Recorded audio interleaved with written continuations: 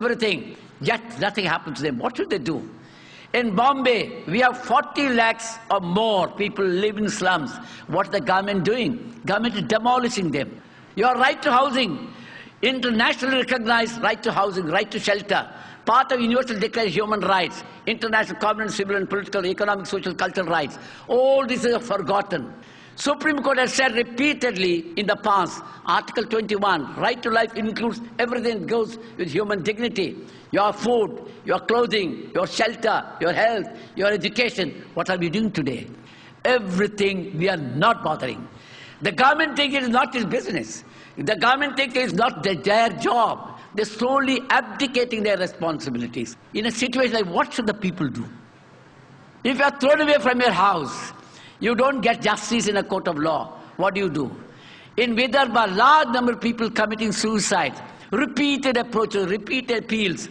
Government is indifferent. Government is doing nothing. What should the people do? These are the questions. How do you answer? I remember once Arundhati Roy said, in a situation like this, where people get no justice, nothing happens to them. At that time, what happened to them is they refused to take this into account. I remember I went to Gujarat after the riots. Large number of young children have seen their mothers and sisters being raped and burnt. Nobody guided them. Nobody gave them education. Nobody gave them any psychiatric treatment or anything. The trauma was there. What should they do? Who gave them justice? Could the system give justice or not? I do not justify taking arms, but a government has a responsibility. The government must take it into account, because if you don't care for the victims will try to take care of things by themselves. And that is the point. And so what Arundhati Roy said was, when victims refuse to be victims, they are called terrorists. So you are all victims of the unjust thing that is going on in this country, in this society.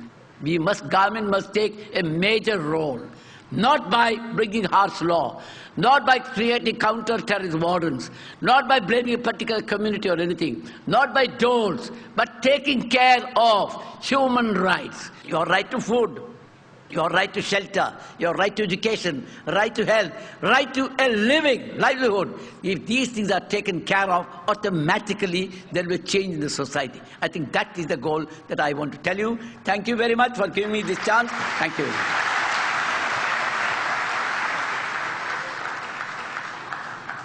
Thank you, Justice Hosbet Suresh, for your frank, judgmental comments on the injustice that we see around us. Exposing reality before our audience is well appreciated by all present here. Once again in earnest, on behalf of the Islamic Research Foundation, I welcome each one of you present here at this interesting and serious talk. It would be followed by an open question and answer session in which you can ask Dr. Zakir Naik any question on the topic. As concerns about the causes and effects of terrorism rise, as distinguishing between war and peace, religion and politics gets difficult, as media reports instill in us a fear psychosis and Islamophobia amongst billions of people worldwide, we all wonder, and so does the world around Muslims, is terrorism a Muslim monopoly? Our speaker for today, Dr. Zakir Naik, is the president of the Islamic Research Foundation, Mumbai, and a medical doctor. An internationally acclaimed orator on Islam and comparative religion, Dr. Zakir Naik has delivered more than 1,000 public talks worldwide in the last 10 years.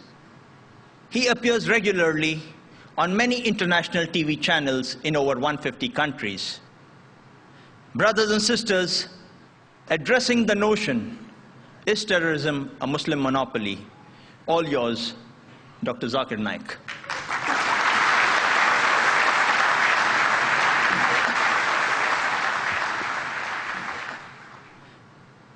Alhamdulillah. Wassalatu wassalam. Al Rasulillah wa ala ali wa sahbihi ajmain. Amma ba'd. أعوذ بالله من الشيطان الرجيم بسم الله الرحمن الرحيم وقل جاء الحق وزهق الباطل إن الباطل كان زهوقا رب اشرح لي صدري ويسر لي أمري واحلل عقدة من لساني يفقهوا قولي. Honorable Justice Hasbir Suresh, my respected elders, and my dear brothers and sisters, I welcome all of you with the Islamic greetings. Assalamu alaikum wa rahmatullahi wa barakatuhu. May peace, mercy, and blessings of Allah subhanahu wa ta'ala, of Almighty God, be on all of you. The topic of this evening's talk is terrorism a Muslim monopoly? First, let us understand what is the meaning of the word terrorism.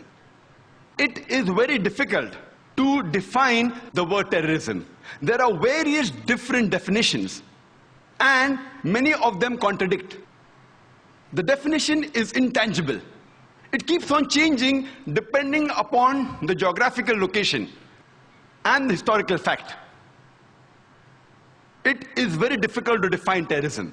But according to the Oxford Dictionary, it says that terrorism is a use of violent action to get and fulfill a political aim or to force a government to act.